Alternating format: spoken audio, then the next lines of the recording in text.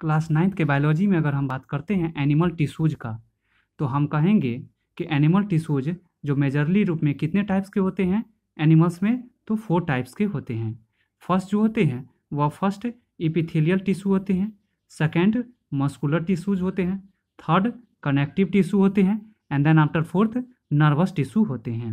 तो यह epithelial tissue, muscular tissue, connective tissue और नर्वस टिश्यू इस 4 फॉर्म्स में प्रेजेंट कहाँ पे रहते हैं, तो एनिमल टिश्यूज़ के अंदर प्रेजेंट रहते हैं। अगर हम बात करेंगे सबसे पहले इपिथेलियल टिश्यूज़ का, तो यह इपिथेलियल टिश्यू जो कितने फॉर्म्स में होते हैं, 5 फॉर्म्स में होते हैं। फर्स्ट जो होते हैं वह स्क्वैमस होते हैं,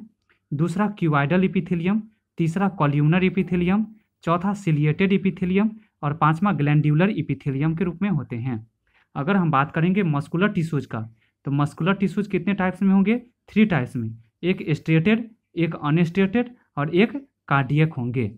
हम कहेंगे कि अगर बात करेंगे किसके, कनेक्टिव एनिमल टिश्यूज का, तो कनेक्टिव एनिमल टिश्यूज जो हमारा कितने फॉर्म्स में रहेंगे, तो ये मेरे 3 फॉर्म्स में, एक कनेक्टिव टिश्यूज प्रॉपर, एक स्केलेटल और सपोर्टिंग टिश्यू और एक जो रहेंगे वास्कुलर और फ्लूइड टिश्यू के रूप में प्रेजेंट रहेंगे।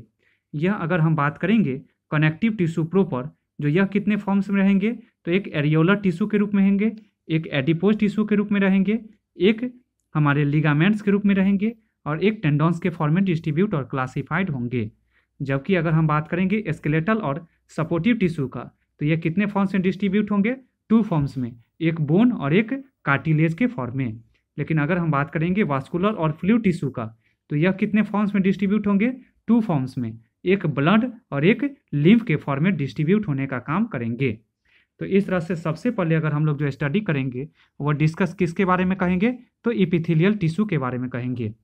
यह इपिथेलियल टिश्यू जो बॉडी के ऑल ओवर सरफेसेस पे प्रेजेंट रहते हैं, और यह इपिथेलियल टिश्यू जो होते हैं वह हमारे इंटरनल बॉडी के जो ऑर्गेन्स होते हैं, जैसे कि अगर एग्जाम्पल के रूप में ब्लड वेसल्स की बात करेंगे, तो यह ब्लड वेसल्स जो इंटरनली हमारे बॉडी में प्रेजेंट होते हैं, और या फिर हम कह सकते हैं कि एनिमल बॉडी सेल के जो as a outer protective layer के रूप में जो प्रेजेंट होते हैं वह इपिथेलियल टिश्यूज प्रेजेंट होते हैं। अब बात करेंगे उसके अलावा कैरेक्टरिस्टिक फीचर्स का, तो हम कहेंगे कि इपिथेलियल जो सेल्स होंगे वह इपिथेलियल सेल्स का फॉर्मेशंस इपिथेलियल टिश्यूज के द्वारा होंगे। मींस डेट कह सकते हैं कि यह मेरा जो इपिथेलियल टिश्यू जो क्यूबाइडल फॉर्म में रहेंगे, फ्लैट रहेंगे और कॉल्यूमनर रहेंगे। इपिथेलियल सेल्स के पास में कोई भी इंटरसेलुलर स्पेस प्रेजेंट नहीं होंगे, मींस डेट वो सीमेंटेड फॉर्म में रहेंगे। सीमेंटेड का मतलब होता है कि इपिथेलियल सेल्स में वन सेल अनदर सेल से कंप्लीटली इंटरकनेक्टेड होंगे। यह इपिथेलियल टिश्यू जो होंगे वह बने होंगे तो वो ग्लाइकोप्रोटीन से बनेंगे। मींस डेट जब ग्लूकोज मॉलिक्यूल प्रोटीन मॉलिक्यूल्स के साथ बाइंड करेंगे तो यह किसका फॉर्मेशन करेंगे, तो इपिथेलियल टिश्यूज का करेंगे। हम इसके अलावा अगर हम बात करते हैं तो ब्लड वेसल्स, तो ब्लड वेसल्स जो होते हैं वो एब्सेंट, ब्लड वेसल्स जो होते हैं वो क्या होते हैं, तो एब्सेंट इन किस में एब्सेंट होते हैं, तो इपिथेलियल टिश्यूज में। मतलब जबकि बात करेंगे कि नर्व एंडिंग जो होते हैं वो क्या काम करते हैं, इपिथेलियम को पेनिट्रेट आउट करने का। अब बात करेंगे हम इपिथेलियल टिश्यूज के फंक्शंस का, तो हम कहेंगे कि इपिथेलियल टिश्यू जो इंटेस्टाइन के लाइनिंग यानी सरफेस पे प्रेजेंट रहेंगे फूड मटेरियल्स को क्या करने के लिए, एब्जॉर्ब डाइजेस्टेड फूड मटेरियल्स होंगे उनके एब्जॉर्प्शन के लिए। यह इपिथेलियल टिश्यू जो होंगे वो एल्वियोली यानी लंग्स में भी प्रेजेंट होंगे, किसके लिए, तो हमारे सबसे पहले एल्वियोली जो हम कह सकते हैं या फिर लंग्स जो हम कहेंगे कि उसमें यह प्रेजेंट होंगे यह epithelial tissue as a protective layer के रूप में। और साथ ही साथ ये जो फंक्शंस करेंगे वह किस फॉर्म में फंक्शंस को परफॉर्म करेंगे, तो एज ए गैसियस एक्सचेंज को परफॉर्म कराने के लिए करेंगे। हम बात करेंगे तो यह इपिथेलियल टिश्यूज जो हम बात करेंगे तो यह मेरा क्या काम करेगा, प्रोटेक्शंस तो देगा। तो किसको देगा, तो हमारे ओरल कैविटी जो माउथ कहलाते हैं उनके लाइनिंग जो सरफेस होंगे उनको भी यह प्रोटेक्शन प्रोवाइड करने का काम करेंगे। या फिर अगर हम बात करेंगे एलिमेंट्री केनाल, या फिर हम बात करेंगे जो बॉडी का जो इंटरनल ऑर्गेन्स है उन सभी को जो होंगे प्रोटेक्शन प्रोवाइड करने वाला जो होंगे या एलिमेंट्री केनाल को या फिर इंटरनल ऑर्गेन्स को, यह सभी के प्रोटेक्शन में as a epithelial tissues present होंगे। अब बात करेंगे हम इपिथेलियल टिश्यूज को, तो हम उन इपिथेलियल टिश्यू के मतलब कह सकते हैं कि उनके लेयर्स, शेप और फंक्शंस के बेसिस पे हम इपिथेलियल टिश्यूज को जो है वह हम कैटेगराइज जो करेंगे वो 5 फॉर्म्स में करेंगे। एक स्क्वेमस इपिथेलियम, दूसरा क्यूबाइडल इपिथेलियम, तीसरा कॉल्यूमनर इपिथेलियम और चौथा सिलिएटेड इपिथेलियम और पांचवा जो होगा ग्लैंडुलर इपिथेलियम।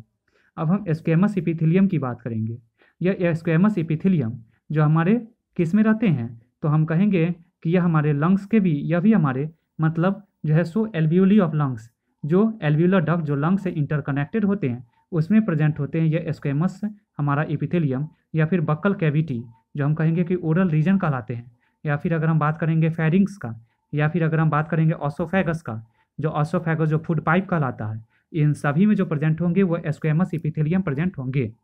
स्क्वेमस इपिथेलियम के जो लेयर होंगे वह कैसे होंगे, थीन होंगे और फ्लैट लाइक स्ट्रक्चर होंगे, साथ ही साथ शेप में इरेगुलर इन शेप होंगे, जो बॉडी के ऑल ओवर सरफेस में कहीं भी वह मेरा क्या होंगे, स्क्वेमस इपिथेलियम प्रेजेंट होंगे।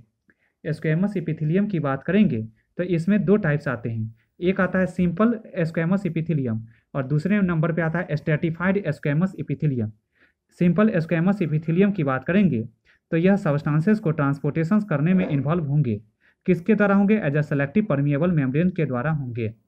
मीन्स डेट कह सकते हैं यह स्क्वेमस इपिथेलियम टिश्यू जो सब्सटेंस को ट्रांसपोर्ट कराएंगे एज अ किसके, सेलेक्टिव परमिएबल मेम्ब्रेन के द्वारा, जिसमें एग्जाम्पल्स के रूप में अगर हम लेंगे तो जैसे कि जो सेल्स, जो इनर लाइनिंग सेल्स जो ब्लड वेसल्स के इंटरनली प्रेजेंट है, या एल्वियोली के, या फिर ऑसोफेगस जो फूड पाइप हैं, उन सभी में जो यह इंटरनली प्रेजेंट है, या इंटरनली रूप में यह थिन लेयर प्रोटेक्शन प्रोवाइड करेंगे किसके, तो हमारे जो है सो बॉडी के सर्फेसेस और ऑर्गेन्स को। जबकि अगर हम बात करेंगे स्ट्रैटिफाइड स्क्वेमस इपिथेलियम का, तो यह स्ट्रैटिफाइड स्क्वेमस इपिथेलियम जो स्किन के लेयरिंग सरफेस पे प्रेजेंट होंगे, जो कौन प्रेजेंट होंगे, स्ट्रैटिफाइड स्क्वेमस इपिथेलियम प्रोटेक्ट। अगर हम बात करेंगे इसके फंक्शंस का, तो यह क्या काम करेंगे, तो डिफ्यूजन प्रोसेस को परफॉर्म करने का काम करेंगे, एज अ ट्रांसपोर्टेशन प्रोसेस के रूप में गैसेस और मटेरियल्स को मूव कराने के लिए one place to another place. इसके अलावा यह बॉडी के जो इनर लाइनिंग पार्ट्स हैं, मतलब अंडर लाइनिंग पार्ट्स, बॉडी का इंटरनल पार्ट्स, और उसको जो मैकेनिकल इंजरी के द्वारा वो क्या हो जाते हैं, डैमेज हो जाते हैं, उसको भी यह प्रोटेक्शन प्रोवाइड कराने वाले जो होंगे वह हमारा कौन होगा, तो स्क्वेमस इपिथेलियम होंगे। साथ ही साथ बात करेंगे तो इन्फेक्शंस या डिहाइड्रेशंस हैं, तो उसको भी कंट्रोल एंड रेगुलेट करने वाले जो होंगे वह स्क्वेमस इपिथेलियम्स के अंदर में हमारा स्ट्रैटिफाइड और कौन होंगे, तो सिंपल स्क्वेमस इपिथेलियम होंगे। इसके अलावा अगर हम बात करेंगे क्यूबाइडल इपिथेलियम का, तो यह क्यूबाइडल इपिथेलियम जो क्यूब लाइक स्ट्रक्चर्स के रूप में होते हैं और यह भी मैकेनिकल सपोर्ट बॉडी को प्रोवाइड करने का काम करते हैं। साथ ही साथ यह एक्सक्रीशन, सिक्रीशन और सब्सटेंसेस को एब्जॉर्प्शन में भी इन्वॉल्व होते हैं।